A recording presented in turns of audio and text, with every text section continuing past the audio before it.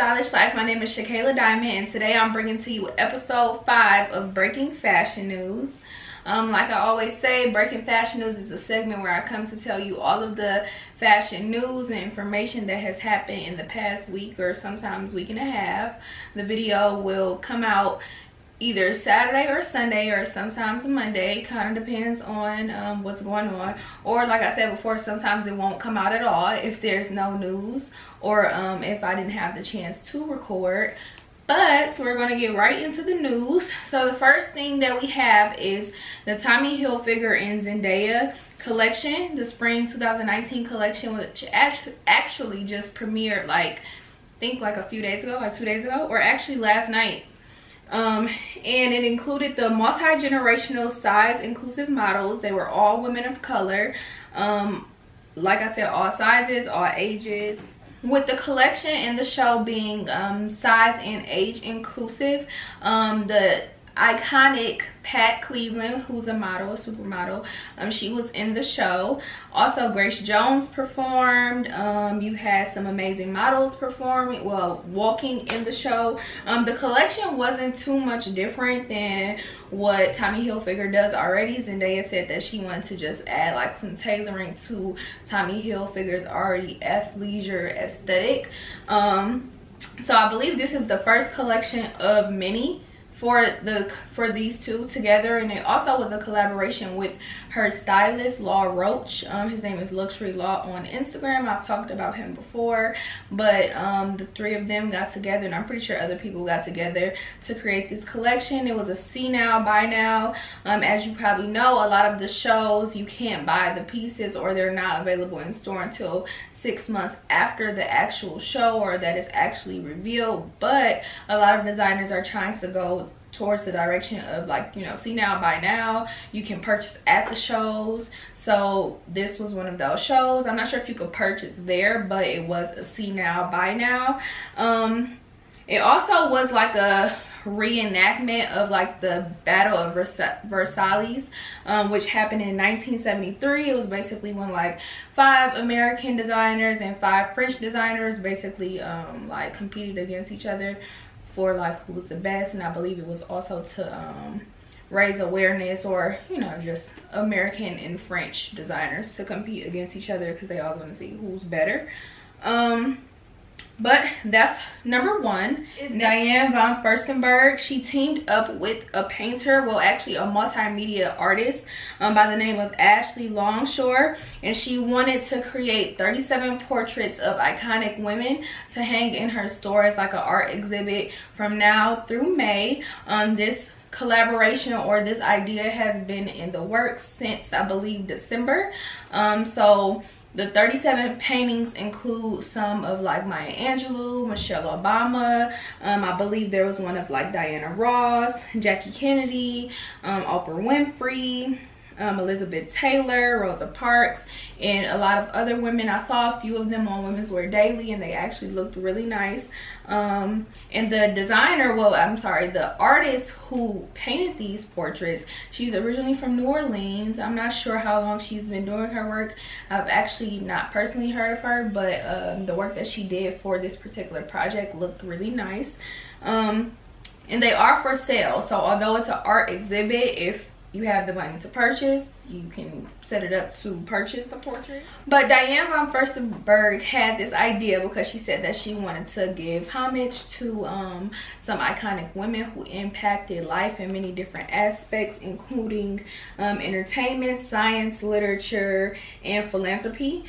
So that's why she chose the women that she did. I named a few, but I'm pretty sure you can go either on her website to find out the entire list, or check on Women's Wear Daily, and I'm pretty sure they'll have the entire list. But these portraits will be at her store in the Meatpacking District in New York from now until May. The exhibit will be in stores until May, maybe the end of May, beginning of May, but these portraits are available to purchase. So the next is that Gap Incorporated is separating their other brands from Old Navy to kind of separate the two, and they also just purchased a kids wear brand called Janie and Jackie for $35 million.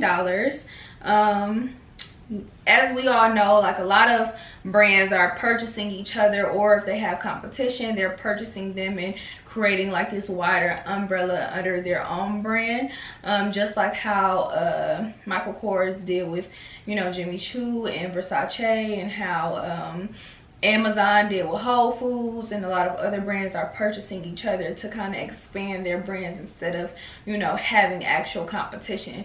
Like Tapestry with Coach, Kate Spade, Stora Weitzman, and I believe there's another one, but instead of having those direct competitors, they're acquiring them. Is last year in Paris, the furrier Yves Saint Laurent launched a limited collection of like upcycled fur products. So how the fashion industry is moving towards not using fur or using animal skins, they kind of wanted to follow that whole trend, but they're a furrier, so you know it's not really the same. But they decided to use the pieces that they had left from that previous collection to create another collection called Pieces. And they use those materials, nothing in addition to, or they didn't add any other materials, but they used what they had to create a small collection that had 6 to 8 pieces per style and was available for only a limited time. So now they're going to create another similar collection. They've hired Andre Walker, who's a black man. He's been known in the fashion industry since I believe the 1980s, and still to this day he's known. He's a designer that's worked with people like Marc Jacobs and Kim Jones. Kim Jones was creative director for Louis Vuitton before Virgil was, but he's worked with people like that. He's very well known in the industry, but they're doing a collection with him, and to where he'll pretty much do the same thing, use upcycled product, won't be adding any more fur. Basically the whole point of this is to show we're in solitude with the fact that we're trying to move away from animal cruelty and using animals and the torture of animals to create products or to create fashion. So he's known for using like safety pins to finish garments, or being very thrifty when it comes to picking pieces, or also customizing everything. So they're using him to make like not just like fur jackets or fur pieces, but actual garments that they will release that is from upcycled products, and lowering like the production and, you know, causing pollution into like the air. Next is that Michelle Obama wears Fee Noel during a book tour stop in Texas. Fee Noel is one of the designers that helps to create the LeBron 16s. I believe it was in September 2018 when it was her and 2 other designers that came together to help LeBron to design the shoe. It was made for black women by black women. She finally got her pieces on someone like Michelle Obama, which is amazing. She has some amazing garments, and the look looked amazing on her. Her stylist is opening doors for smaller brands and smaller designers, which I just talked about in a previous video, but reaching a hand back and allowing for someone else to get an opportunity that may not have been available to them unless you told them about it. So that was very amazing to see Fee Noel products on Michelle Obama. Next is that Solange broke the internet. Within 2 days, she created a whole like web page on Black Planet of like videos and pictures, and she also was like singing a song, and then the next day she dropped an album. But she literally broke the internet. She wore archive Mugler, and this was recorded back in I believe December or October. So before the trend of wearing archive Mugler came along, Solange was doing that. She was swinging on a pole in pleaser stripper heels with a bodysuit on. She looked amazing. And then after she dropped the album, she dropped the music video for one of the songs on the album. So within a 2-day period, she literally broke the internet. And when she posted about her album coming, nobody knew that it was coming. She just posted the day of saying that it would drop at midnight. But she warned us back in December that she would be dropping new music in 2019, and that she did. The Knowles sisters do not tell us anything beforehand. They tell us the day of, and we just better be ready. But Billy Porter wears a custom Christopher Siriano gown to the Oscars. It was a beautiful gown, and then also he wore like a half-cut tuxedo jacket.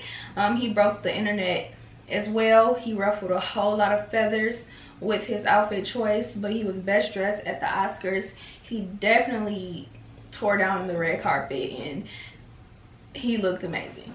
Also, last but not least, Kim Kardashian wears archive Mugler, Theory Mugler, to his exhibition that was in Montreal. After her wearing like 2 archive Mugler pieces before that, she looked good.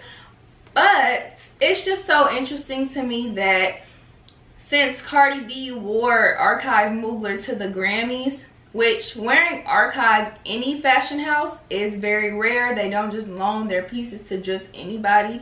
But I just find it ironic that now that Cardi has took the time to go through the pieces, her and her stylist Colin Carter, and picked multiple outfits to wear for the Grammys, Kim Kardashian has literally been in like 3 Mugler outfits since then. And I just find it so ironic how these things happen back to back. And then in between, you know, in the last Breaking Fashion News video, I mentioned how Fashion Nova actually recreated the Mugler dress that Kim Kardashian had on and released it the day after she wore it, or within like a few hours of her wearing it. But it's all just a little bit ironic to me. But like I said, she looked good. That is the last piece of news. I hope that you guys enjoyed this video. Make sure that you turn on post notifications so that you're notified every time that I upload a video, and that you subscribe if you like what you see. And thank you guys for watching, and I'll see you later. Peace out.